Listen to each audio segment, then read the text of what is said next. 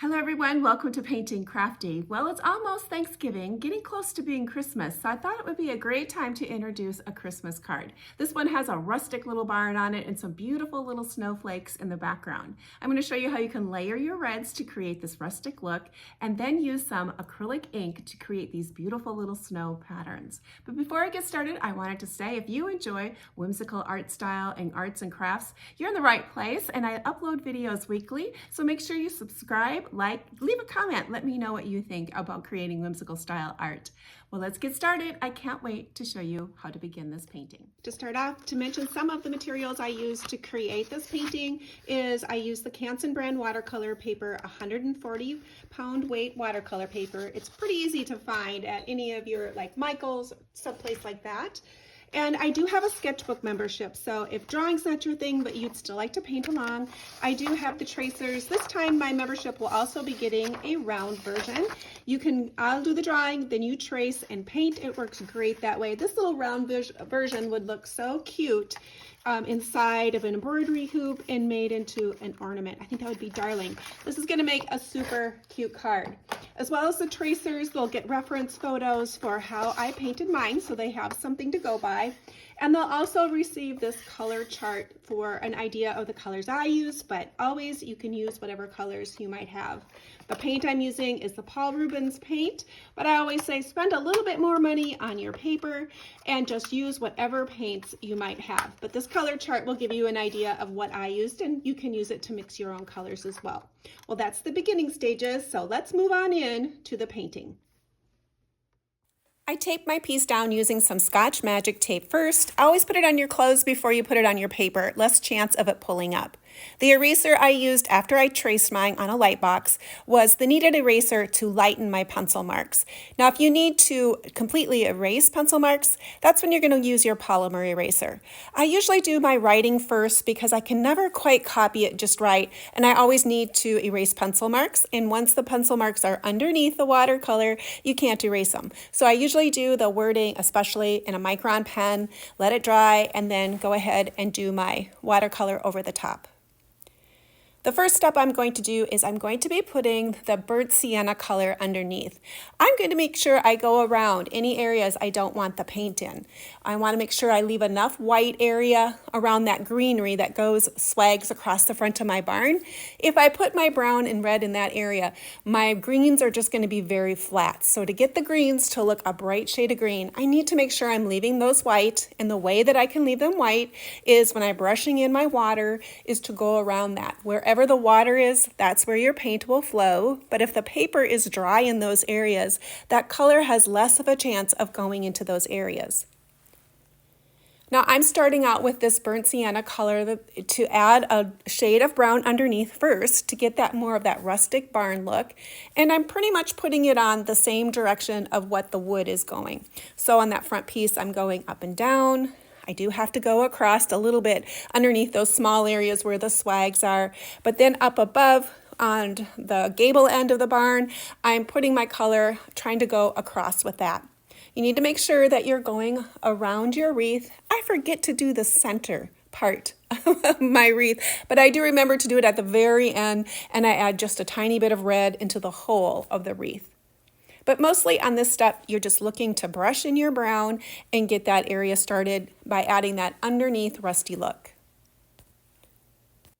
Once I have that first layer of brown done, I'm going to pick up some of my turquoise and I'm going to move down to the leaves of my area down below. I don't want to add any more color into my barn. I want to give that brown plenty of chance to dry because I don't want it to be removed easily when I put the red over the top. So I need to let that brown dry, and then I'm going to be layering in my warmer browns, or my warmer reds is what I'm trying to say. So I'm going to scoot down and do the turquoise on my leaves first. I'm using my turquoise color first, but then I'm going to go back in and add just a tap of the hooker's green in the brilliant color. And because my leaves are wet and I add another wet color on the top. I'm just going to tap it mostly down at the base of the leaf. That's called a wet on wet technique, and because my colors are wet, they'll blend by themselves. I don't have to do a lot of work. If you need to move your color around, again, do that technique of where you go in, rinse your brush out, give it a squeeze, and then you can kind of gently manipulate that color so you don't end up with any hard bands.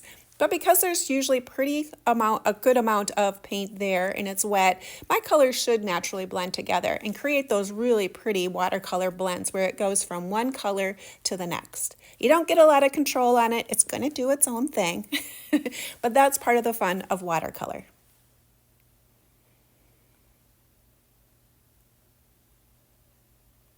You can see me kind of slightly manipulating the color, just a little bit, kind of tickling those colors and bringing them together. Now I'm laying in a little bit more color. Remember that watercolor is always going to dry lighter, so what it looks like when it's wet probably won't look like that when it's dry, and you're going to be adding additional layers. That's one thing about watercolor is you want to start out light and bright and then add your shadows and your color. If you go too dark too quick, your colors are just going to look really flat and not very interesting to look at because you lose all the contrast in those little subtle layers. So definitely take your time and add your layers in. Now my barn has had plenty of time to dry. I'm using a student grade paper, so it has a sizing in it. It's going to dry faster than 100% cotton paper, so I can move into here a lot quicker than what if I had used 100% cotton paper. I'm going to be laying my red in basically the same way. I have mixed my red with a little bit of dark brown, so it's got that really warm rustic feeling. I'm going to go ahead and lay that color in the same way I did my brown. I'm going to try to leave a few little peaks of that brown so you can kind of see a little bit of that coming and going in there. And again, I'm trying to leave some white area, room for my green swag to show up. You might want to start a little bit bigger than what you normally would, because as you're layering your paint in, that white area tends to get smaller and smaller, and you might not end up with any room for that green to show through. So make it maybe a little bigger than what you would normally think about making it. I'm going to tap my color in, and I'm going to be doing it, adding a little bit dark area too. You can pick up a little bit more color. My color is probably mixed to about coffee consistency inside of my palette, but I can pick up a little bit more pigment by mixing a darker color shade on the edge of my red. And all I mean by that is I have less water in it. It's the same color, it's just got less water, so it's going to be slightly darker. And that's what I can use to maybe add some shadows around the edges of my barn, around the windows, to add that little extra depth right there. You can see how by adding a little bit more pigment to that color really changes the red look. Now my paper is wet underneath there because I just put that layer of red paint on. So these are going to be softer lines. My color, even though I'm stroking it up and down or having a line quality, you might see that right away. But because my paper is already wet with the watercolor, that line work is really going to soften and just become subtle shadows. If I want more distinct line work, I need to paint on top of dry paper, but I'm really not wanting necessarily distinct line work. I just want that feeling of that there's shadows there and that the boards are going vertical down below and horizontal at the top. Now that my red is pretty much done at the top, I'm going to let that dry. I'll take a look at it and see how much it's lightened after it's dried, and I'll be adding probably another layer. So I'm going to go down and work on those berries a little bit. I like the idea of having these blue berries underneath there. I love that color of the teal, that little brighter blue, and then that rustic barn color. I think that really goes well together. So the color that I'm using for the bright blue is called Prussian blue. Super pretty blue. And I'm going to layer that on first. I'm going to leave kind of a white paper mark area open as a highlight on my berry. I'm going to choose an area to leave that bright blue on. And then the shadow color that I'm using on my berries, I'll be tapping it in on one area of each berry, and that's going to be Payne's Gray. I'm going to do that while it's wet so those colors just kind of naturally blend together. It's a real pretty look. Just tap it in a little bit because your berries are pretty small and you don't want to lose all that brighter Prussian blue. You just want to add just a little bit of darkness. Now, if you feel like you don't want a chance of losing all your bright blue, you can always tap in that darker color after your berry is dry, and then there's less chance of that color blending throughout your whole berry. It's just the look of whatever you're looking for. Now that my barn has pretty much dried, I'm going to go into my coal black and really water it down. It's really less than almost tea. I want a very light color here. I want the doors to have a feeling of that they're white, but in order to get that white feeling to add some shadows, I need to add some color. So my first little layer is going to be the coal black.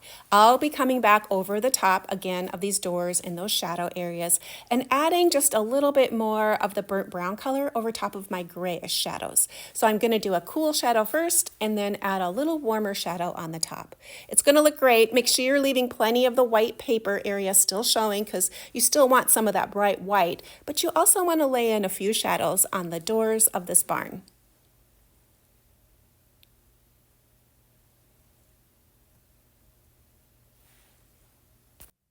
After my red is dry, I decided I need one more layer. So I'm going to go ahead and paint a little bit darker areas in there as well.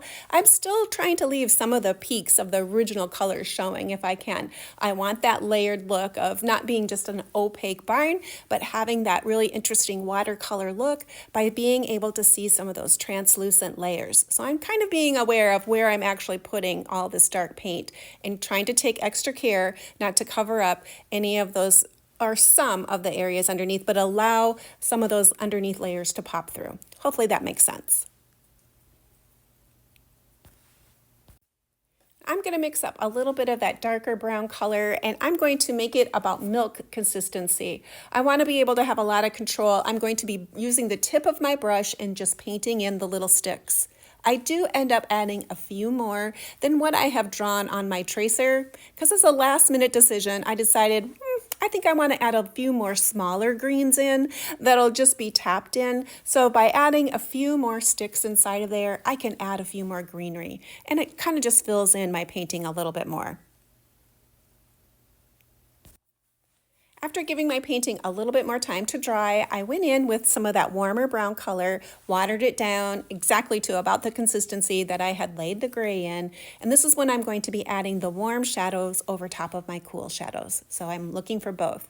I really want to make sure that that red is plenty dry because if that bleeds into that area, I'm going to end up with pink. So I really want to make sure I've given my paper plenty of time to dry before I add those additional areas into those door areas.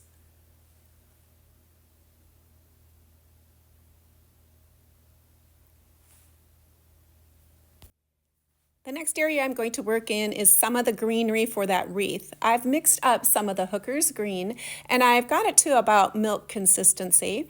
And I'm going to take a little bit of that Prussian blue as well. And I'm going to tap in a little bit of that Prussian blue on the bow in the middle. It's super tiny.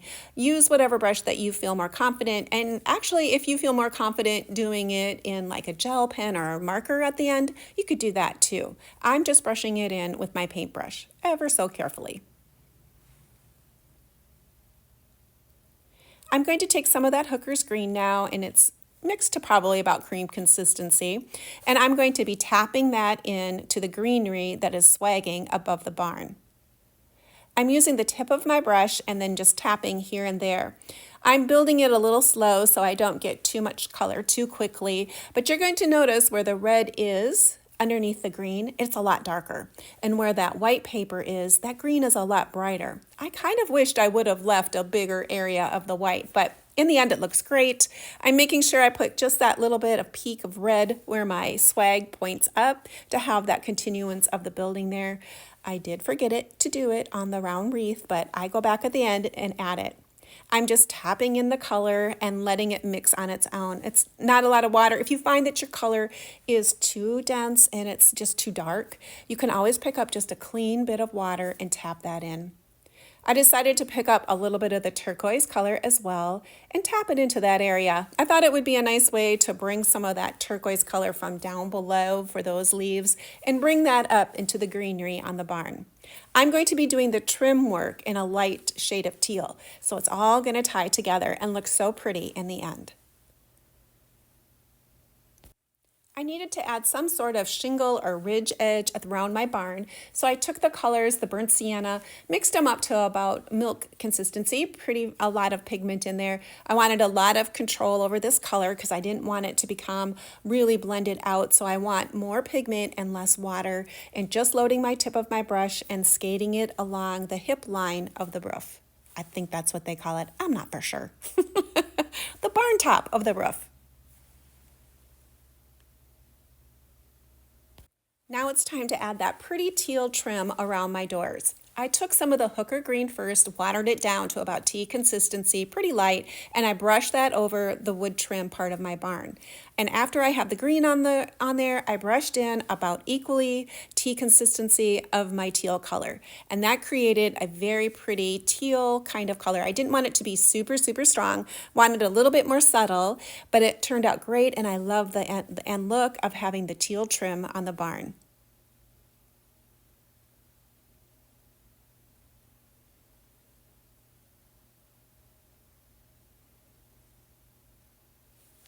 Oops, I guess I can see where I added a little bit of the Prussian blue too. So I thought when I record these, I always do the painting first and then do the voiceover. And I think I remembered my steps that I do, but quite clearly I didn't quite remember them all. So probably it was a little bit of the hooker green, splash a little bit of Prussian blue over the top, and then maybe add some of the turquoise. So it's a combination of the three.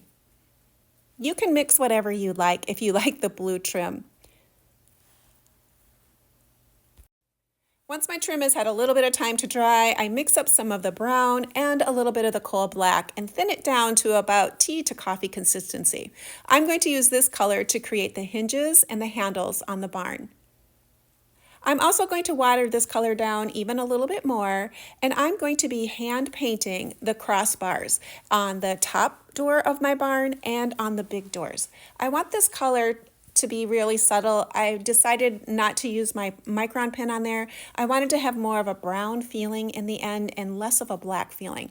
So that's how I chose to do mine, is I watered down my paint and then I hand painted the designs, the crossbars on there. Now you could easily do this with a marker, but I decided to do it as a design effect to have just a real subtleness of the crossbars and not so strong with the marker. I did that on my large painting, but I didn't use the marker on my small painting.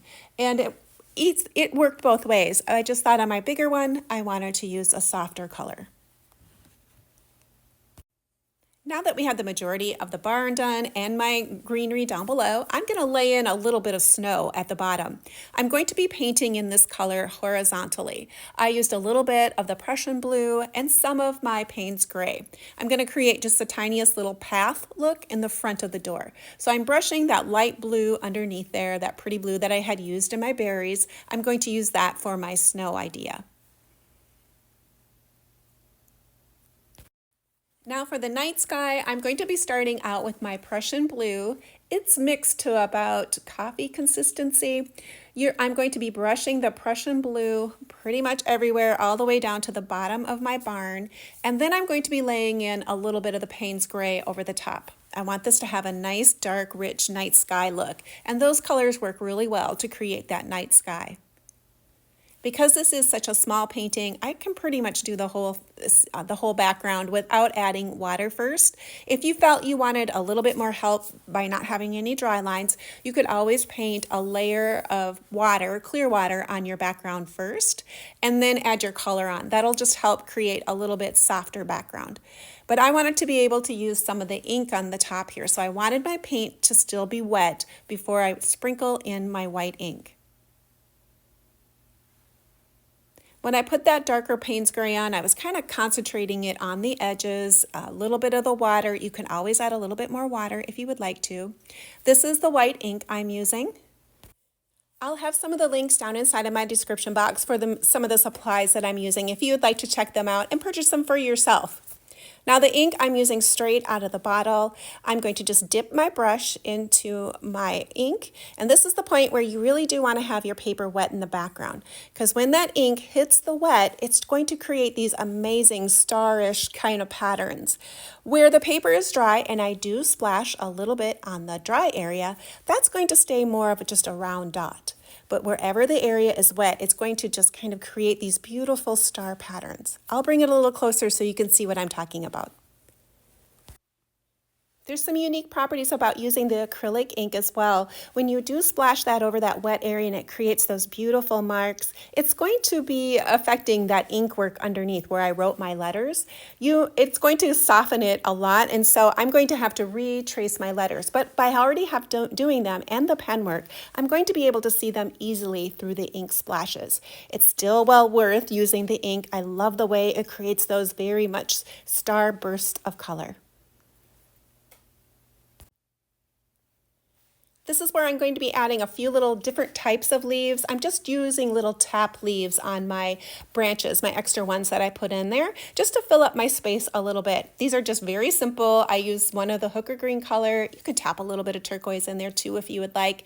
And they're just basically a tap leaf. Because it's a round brush, you're automatically going to have a point at one end when you put your brush down, and when you push down, it's going to create just a little bit wider area. So when you pull it up, then that'll be the end of your leaf. So it's basically a tap, push, drag, and that's how you can create a simple little leaf.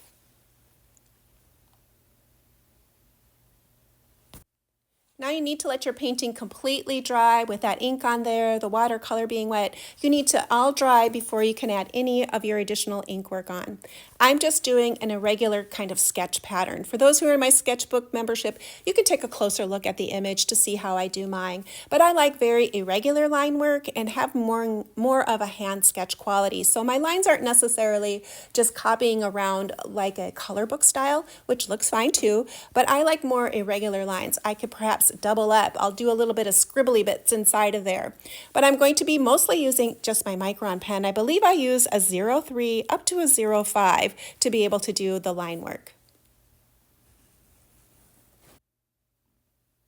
Once I had all my line work done and I had retraced over my lettering, I need to let it dry, and then I'm going to put 2 coats of the Rust-Oleum matte clear over the top. That's just going to seal my picture in so it's the paint is protected underneath. I wanted to add a little bit of glitter, and the Stickles brand is one of my favorite. It has that little small tip in there, so you can use that so easily on these small little pieces. Well, let's take the tape off and we'll take a look at what this looks like in my studio inside of a frame. I think it's looking really cute amongst all the other collection of items I've already done so far on my YouTube channel. If you want to see how those items were either made or painted, take a look at my video underneath the playlist of Christmas and craft ideas. Well, if you're new to my channel and you like doing art and crafts, come on over and see what I'm doing. I'd love to have more creative friends join me. Leave me a comment, give me a thumbs up. It really can help my channel grow. If you enjoyed this tutorial, here's a couple more you might want to check out. Well, thanks for watching today, and hopefully you'll come back and join me again, and perhaps next time you'll paint right along with me.